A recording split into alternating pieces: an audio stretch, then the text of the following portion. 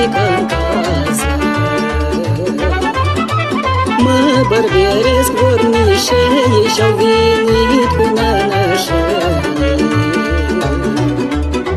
Mamă, tot ne-ai scos din soare și azi mă jălești pe afară, măi. Ți-am spus că la însurătoare o să-ți cur de lăcrămioare.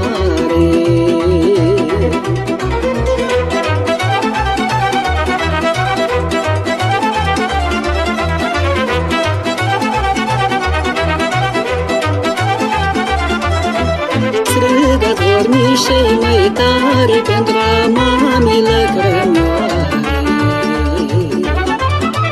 Iuieți răsuni satul, tati să n-aud oftatul.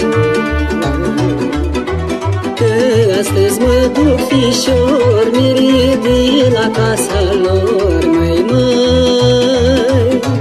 Cu alai și lumii multe ca să petrecem la nuntă.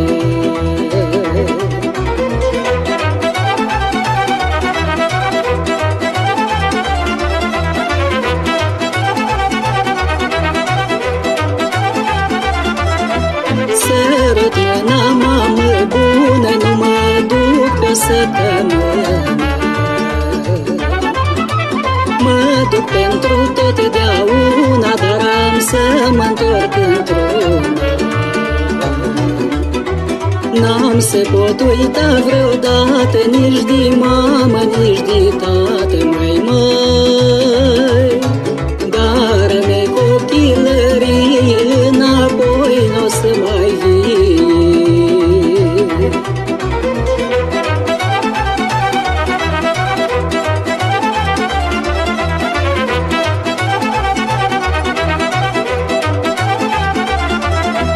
Tată, draga ta povață, să-și iei bun și drept în viață.